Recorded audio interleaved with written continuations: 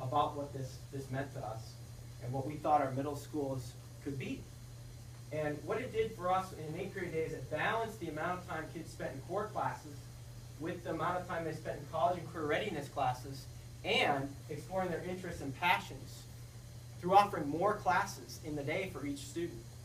And then, of course, being able to kind of have at the hub of that an advisory program that not only was a program that welcomed kids into the building and started their day kind of like a morning meeting, but was also a spot maybe with an extended period of time where you could do interventions and enrichments for kids. And we started to realize that balance is what we were really looking for in a middle school. The balance between these three circles tied together by this advisory program that meets kids where they are. You know, we loved that it had team planning time from teachers. It had the advisory program that also included intervention. And again, you had that 4 periods of core classes, a period for advisory, 3 periods for passions, interests, college, and career readiness. But it was that additional $800,000, which is a ton of money every year to be putting into that. So when we were told that that wasn't going to happen, you know, we were sad, to be honest. We were sad and we were a little bit, you know, frustrated and angry. But then we realized that what we've been talking about was just more. We just wanted more. We wanted more of this and more of that, and we weren't really looking at how we change education. We were talking about exploration being in these classes over here. And we were talking about making sure the whole child was met in advisory. Really, we were going against everything that middle school stands for, which is pulling it all together. You know, and understanding that exploration happens in every class, and that we deal with the whole child in every class, and that no matter what, we can work as a team together to make sure that kids are learning. So once we figured that out, that we were just not being that smart, we started to rethink things. And we started to keep this, we wanted to keep that same model though, of those 3 circles, tied together by that advisory program. We just realized that those 3 circles weren't always exclusive, and that we wanted to tie things together throughout the curriculum. So we worked with our district administration and the school board to make sure that we had a clear guiding change document. This is a very paraphrased guiding change document. If you go to any of the board minutes or find it online, the guiding change document is much longer, much more robust. But these are some of the big things. And to me, this is really good right here. Feasible, desirable, and sustainable. We want to make sure we don't end up in a situation like Matamidi, where you start out with something like an 8-period day, and then you have to back off of it because of funding. We don't want to end up in that same spot as Minnetonka, where they had an 8-period day, and because of funding, they had to pull it back. You know, and when those things happen, pretty soon your middle school model starts to kind of creep back towards some junior high thinking. So we think that we're in a really good spot, sitting where we are, creating a middle school model that's going to impact kids with the amount of money we have right now. So, our model development. We're working within the 6-period day. We're trying to create programming that is deep versus wide. That was one of the philosophical things we had to decide. Are we going to offer a ton of classes to kids, or are we going to offer some classes each year to kids that articulate up to their high school so that they feel like they have some background, more than just briefly touching on something. So for instance, in a 6-period day, you're going to have probably 4 core classes: math, science, English language arts, and social studies. And then there are 2 other periods in their day. One will most likely be in 6th and 7th grade.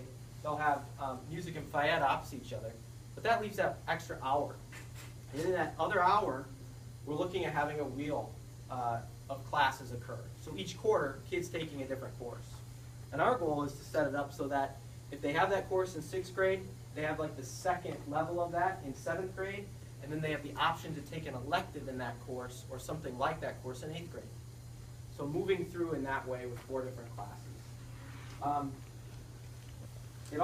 It's going to look a little traditional. Like if you get your kid's schedule, you're going to see on there, you know, math 1st hour, science 2nd hour, you know, band 3rd hour.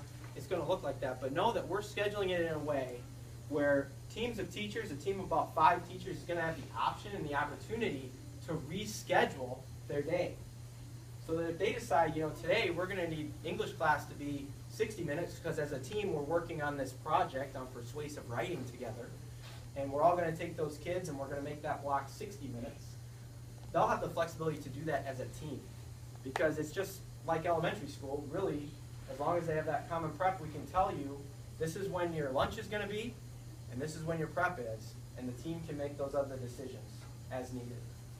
So we're trying to keep it as flexible as possible and meet the needs of kids each day is really what we're getting at. So once we started to develop some of those pieces, our transition team wrote this philosophy. We wrote it this past July. And I really like it. The more I'm around it, the more it really speaks to me because it hits all of those important pieces. Middle of education, I like to say in Stillwater, provides a nurturing and collaborative learning environment in which positive relationships create a foundation for the challenging, exploratory, and integrative experiences to maximize individual growth.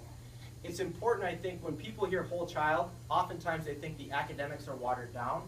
I think the opposite. When we're addressing all the kids' needs that we can in the building, we're able to push them farther. We're able to get them to reach their full potential. And so to me, this is a much more challenging model. And we're going to be challenging kids to their greatest potential, while helping them get there if they kind of fail at times. So again, our program that we're going to have next year for middle schools is still going to contain a robust advisory program. We are going to be able to do grade level teaming, especially in 6th and 7th grade. We're hoping to have 2 houses per grade level. And again, a house is a team. So you take the roughly 333 kids per grade level. Instead of having that many kids in a grade level, you break it into a smaller group so that we make that school smaller, so that those kids felt like they can be heard and seen, and the teachers can get to know that group of 160, 165 kids throughout the year and know them well so that they can make those educational decisions for them. Again, it's going to be whole child and personalized. We are really looking at some of the project-based. A lot of our Ed Leader 21 conversations have been around that project-based learning, student interest, student-driven, teacher-facilitated type work. Curriculum-wide exploration. This one, Mr. Fields and I are really excited about. One thing, in a junior high school, because we have those 9th graders, we do have finals weeks where kids have finals. In a middle school, we can kind of look at that differently, and we're planning to look at that differently. And what we're talking about doing is, especially in the 2nd, 3rd, and 4th quarter, the last few days of the quarter, having what we're calling either J-term or mini courses. Don't worry, we'll come up with a cool, catchy, fun name for it. But what those are the opportunities for us to listen to kids and for the teachers to kind of explore some of their interests and passions with students. So this might be an opportunity for kids to sign up for longer blocks of time to learn things like, how to tie fishing lures. Or it might be a spot where we have a couple science teachers who are just really into the science of cooking, and we have some spaces where that can happen in our building. And so that's where they may teach kids how to cook an Italian dinner some night. And having those sorts of experiences be part of our kids' day. We're committed to that happening next year in our building during those times. And then, of course, making sure that there's also robust intervention and enrichment. As we're moving forward, I'm sure a lot of you are saying, well, what about gifted programming, and what about special education? Well, those are all pieces that we are continuing to talk about, and they're happening kind of concurrently to this main conversation about middle school.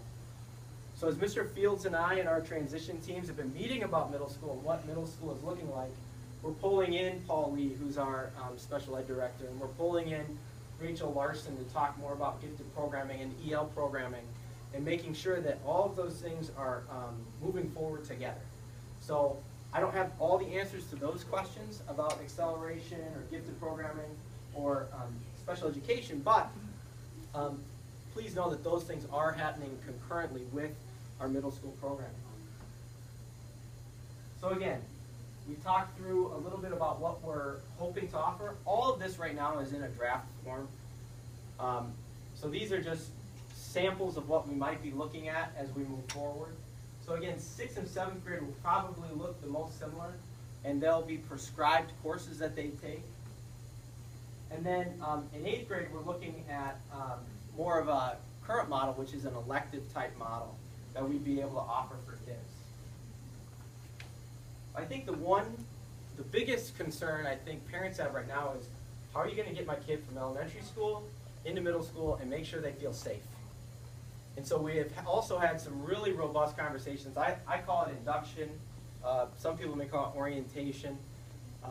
But what are we going to do about that? So I want to just walk through traditionally what we do to welcome kids into our building when they're transitioning from an elementary school. So usually the counselors come out to the elementary school in mid-January, and or early February, to talk about registration. And again, when they're a 7th grader coming in, there isn't a lot to talk about. They're usually choosing a music class that they need to take. At Stillwater Junior High School and Oakland Junior High School, you have to choose between band, choir, or orchestra. That class happens during the school day. My guess is that will continue to be the case as we move into our middle school, that you will need to choose that subject. Then in mid-February, we usually have a new parent meeting where we invite you to our school and we walk you through a typical day at our school so that you can see what that's like. We have Friday Night Live, which is basically a big party for the kids, so they get to know the school, and there are different games and activities they have throughout the school. Like last year, I think for some reason they had a locker challenge where they had to open the locker and out popped my face. I'm like, great, thanks. Now the kids are scared of me. Fantastic. But they do things like that. The pool's open, the gyms are open. It's a big fun night. That if your kids are around and in town, they should go to that because it's going to be very fun. And then in mid-August, we host new student orientations. You have to listen to me talk again for a little bit, and then we give your schedules out to kids and families, and you can get your picture taken, and kids start practicing their locker, and then they'll go on a little tour, and they'll find all their classrooms, and they'll practice their locker again, and continue to practice their locker, because as we heard from your kids, they're really nervous about the locker, and we totally understand. But I also asked them, how many of you can memorize, how many of you have your lunch pin memorized? And they all raised their hand. And I said, it's the same thing. And that kind of, I think that, for at least for a second, you saw the shoulders kind of relax.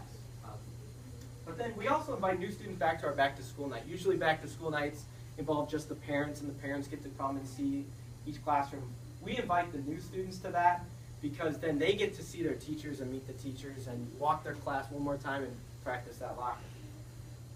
So this is what we traditionally do. We do know that this is a unique year, and middle school is unique, and so we're looking at some new things to do. So first of all, we did meet with your kids, and we came out and met with the 5th and 6th graders this past October already and asked them, what do you already know about our school? What do you hope school is going to be like for you, and what do you want to learn? What are you nervous about, and what questions do you have? And basically they're nervous about lunch and dissecting frogs. Those are the things that they're concerned about, and getting lost. But then we're also talking kind of in-house right now about a model of orientation that looks a little different than what we do right now. I call it a camp model. When I was in South Washington County schools before this, we had a Camp 6 at Lake Middle School, and the kids would come in as 6th graders. They would come in August for 3 mornings.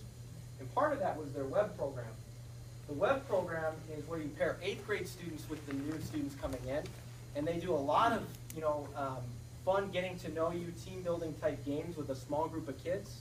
But so those 8th graders get to know those 6th graders. And when those 6th graders come in on that first day of school, the older kids don't look so scary because they know them and they've seen them. Usually it takes about 80 to 90 8th graders to participate in that. We're anticipating this year, we are using this web program, we're anticipating needing a lot more than that because we have twice as many kids coming into our building. But that's usually the first day of our camp model. The second and third day, and they're just mornings, of that camp model then are kids meeting in their advisory with their advisory teacher and all the kids in their advisory, and going through some team building there in their advisory class then. And then also getting to practice their locker and putting things in their locker and going through how do I set up the binder